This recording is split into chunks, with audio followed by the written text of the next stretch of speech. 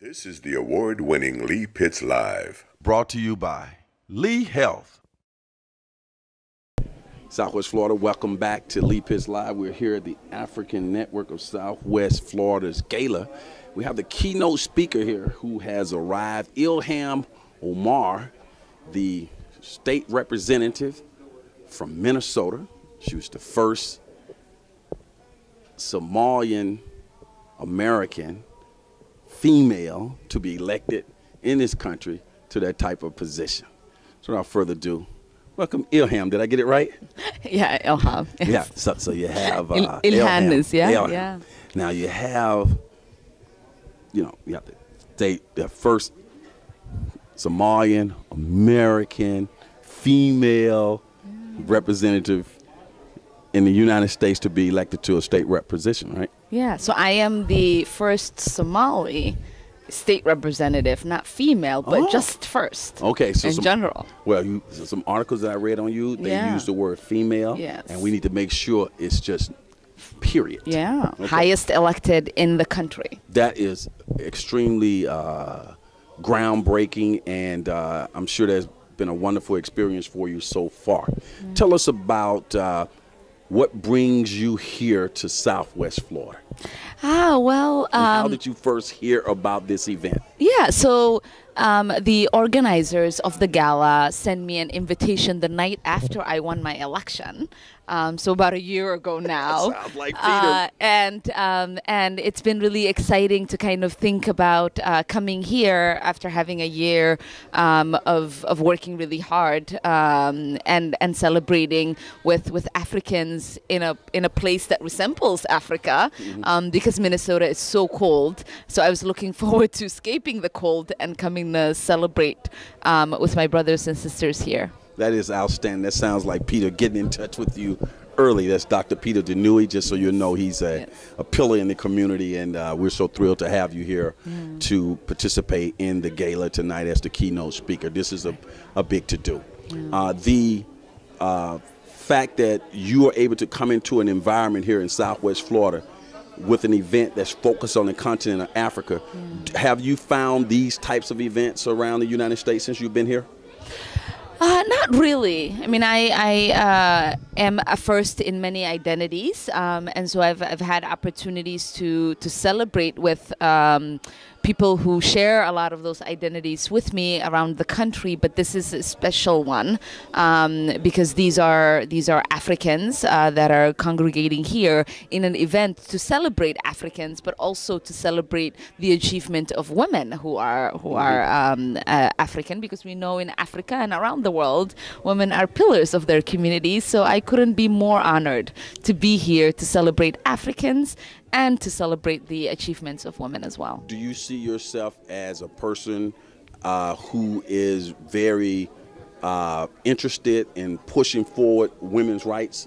Yeah, I mean, I say to people all the time that I was raised by feminists who just happened to be men.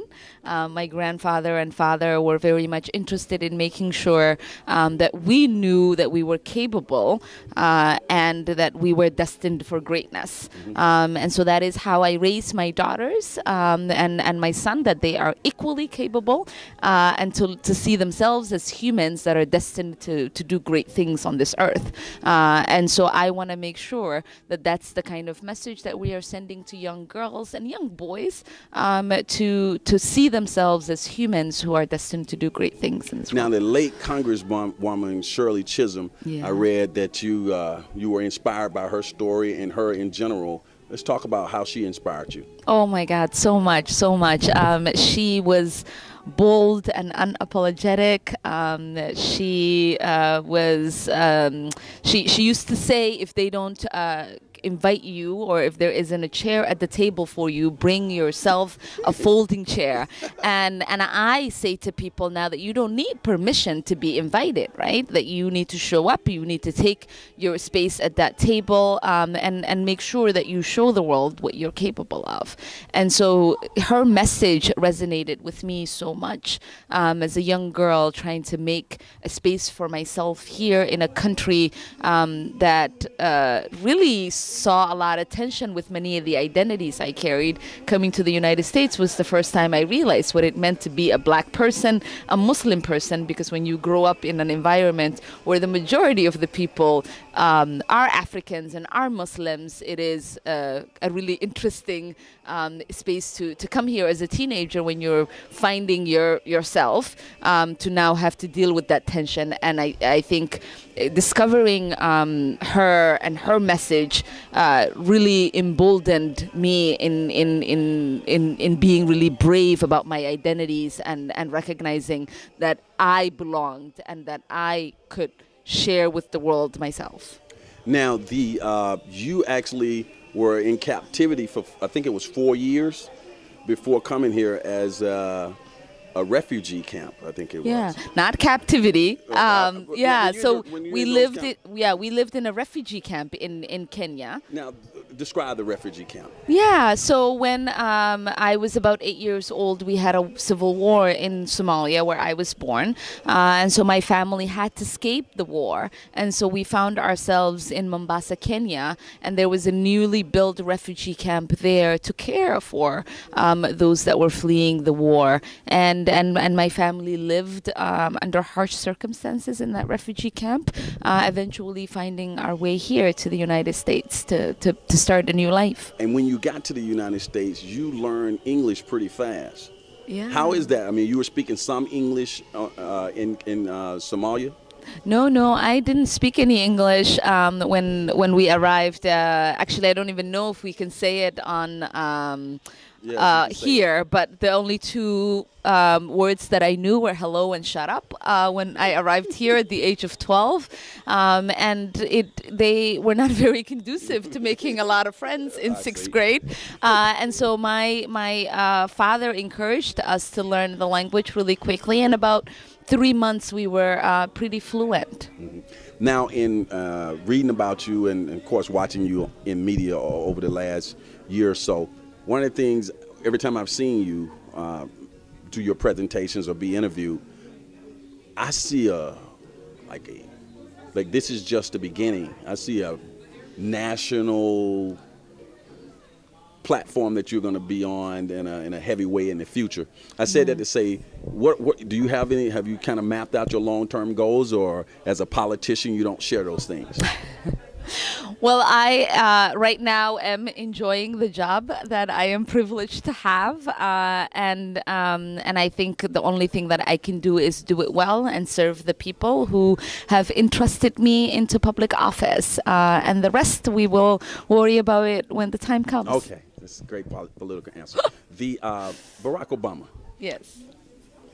When I'm watching you, how you conduct yourself, how you're going about things, and knowing that Barack Obama's dad is from Kenya, and I'm looking at you and I'm saying, that's a future Barack Obama.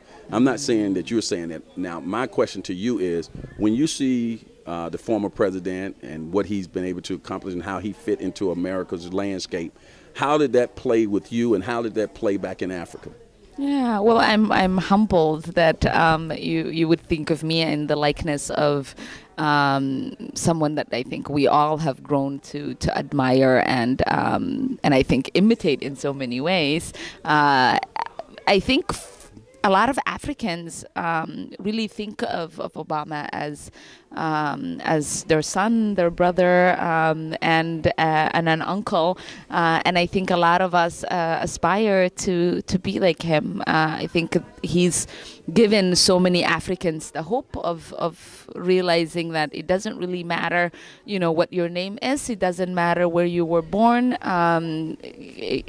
All that matters is that you have that hope, that dream that someday you can make a difference. And if you work towards that dream, then you will. Okay. Now, you have been outspoken about the current state of affairs as it relates to the deportation of immigrants here in America back to wherever various lands. How does that play with you? You are immigrant here. The President Trump has a strong policy now, looking to send people back home. What's your overall thoughts about that? Yeah, I mean, I think we've seen how harmful the fearful rhetoric that is coming from the president can be. A lot of the people that are coming to this country are seeking shelter. They're seeking a better life, and that is so much of what America is about. Those are the values that this country was built on. And I just get really saddened because we are moving away from our values, our core values of being a welcoming country that really appreciates all of the ancestors we all have who are immigrants, who've made a life for themselves and who have made the America we all have come to love. And so I want us to understand how significantly detrimental these policies can be, how much we are tearing families apart, and how that dims the light that we have been in the world. Okay, your hope, say 5 years from now, when we look at America in terms of how its policies are as it relates to immigrants and deportation and the like. If you were writing that policy, how that would be approached in terms of having, say, legal citizens in America, how would that policy look? What would be the outline of what it would look like to make people comfortable in this country and not be afraid of having to go back? Yeah, I mean, we definitely need a comprehensive immigration reform. We need to make sure that we really understand that a lot of the policies that we have in place are working, and we need to really get a hold of making sure that we are not furthering information, false information that leads to mistrust and communities falling apart because they start to see one another as enemies. So we are trying to make sure that America celebrates its diversity, that we see that we could be a very strong, united community, and that our diversity is what gives us our strength and what makes us a beacon in the world. When you look at the fact that you were elected the first person, historic individual of your religion, your culture to be elected as a state rep in Minnesota, what do you see was the key factors, maybe two, that propelled you to that position? Yeah, I mean, I think people coming together, the district that I represent is a diverse district, but it's majority white district, and for them they understood that it wasn't really about my identities or my ethnicity, my religion that needed to be part of the conversation, that it was about the policies and the kind of change that I could bring. They cared about the fact that I was going to fight for social justice issues, that I was going to fight for working families, that I was going to make sure that we had a progressive taxation system. And so to them, they didn't. If their concern wasn't about this immigrant, this Muslim, this young woman who wanted to represent them, but it was about understanding that here's someone who understands the kind of change in policy that we need, the kind of champion our families need, and the kind of voice we want at the Capitol that understands the nuances of our communities, and someone who is very fluent in the needs of the communities that live in my district and in our state. And that was the thing that was important to them. That was the thing that we were able to communicate, and that is where we found success. Now, there are a large percentage, relatively speaking, of Somalians who are actually in the Minnesota area. Why is that? Well, a lot of Somalis found themselves in Minnesota because although Minnesota is cold, the people's hearts are very warm. And so it's a very welcoming place. And I think, as people who are culturally nomadic. We usually find roots in a place that is very welcoming, that has the resources that we need to be able to thrive and raise our families. And Minnesota is just that place. Now, with you being here in the United States and your ancestry tracing you back to the continent of Africa, right there to Somalia, how are you able to help or influence things that are going on in Somalia, and maybe even a partnership with the state of Minnesota? Yeah, I mean, so any time we have an opportunity to do that, we work on issues back home and in Minnesota, and creating that connection. I think just my presence allows for that kind of fluency to happen. Right now in Somalia, a few months ago, there was a famine, and we were able to get resources there. Just last month, there was a terrorist attack that took away the lives, innocent lives of 300 plus Somalis, and we were able to get and fight for resources there. So there is these kind of partnerships that we're able to work on, and in the same way that we do the partnerships for Kenya, we do partnerships for Liberia and other places around the continent, because Pan-Africanism is really important to me. I don't see myself as just Somali from Africa. I see myself as an African, a daughter of Africa, and my family has always celebrated the idea of Pan-Africanism, and making sure that those of us who have ancestry that comes from the continent see ourselves as connected and celebrate that sisterhood and brotherhood. What do you think it do for the Americans in general to see various Africans, different countries, moving around in America in high-profile positions as it relates to misconceptions and stereotypes? Yeah, I mean, I think it uplifts us, and it gives us great examples to point to.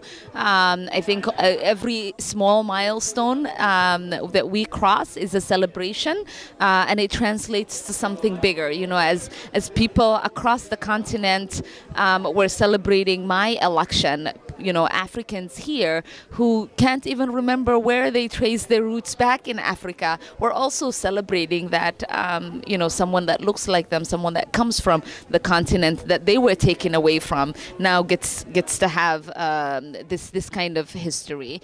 And you know, when we look at the brother right now that won in Helena, Montana, that's another celebration for us.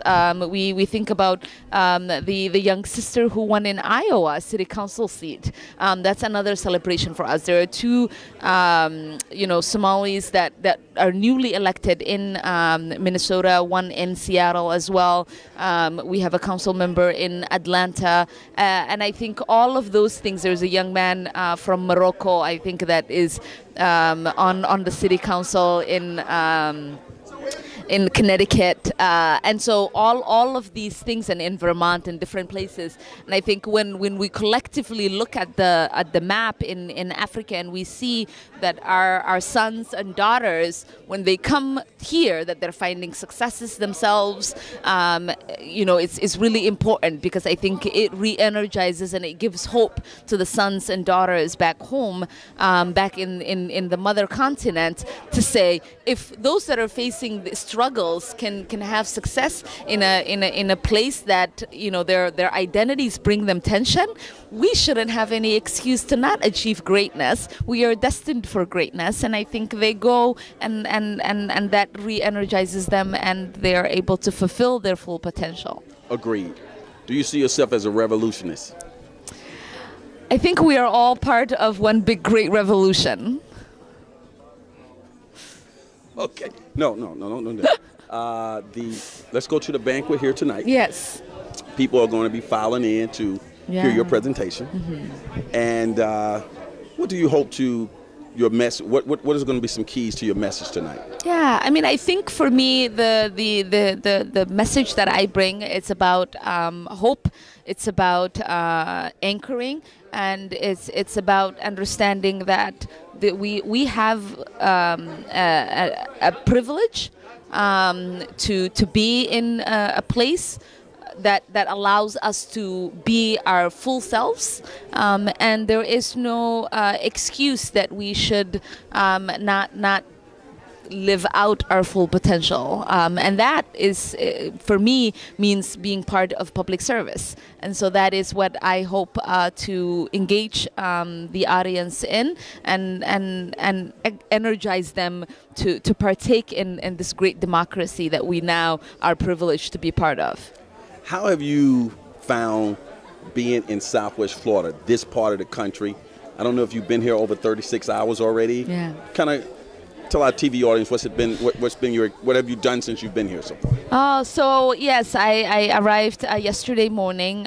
We've been able to do a meet and greet with the Southwest Democrats. That was a fun event last night. Southwest Florida Democrats? Yeah, and I was supposed to go to a Jummah prayer with Muslims here, but when I arrived, Minnesota was so cold, 10 degrees, and so I was under the weather, and I had to take some medication and sleep because I lost my voice, so I wasn't able to partake in Jummah. So I apologize to everyone who was waiting to have conversations with me. I also was looking forward to it, and I'm sorry I wasn't able to come.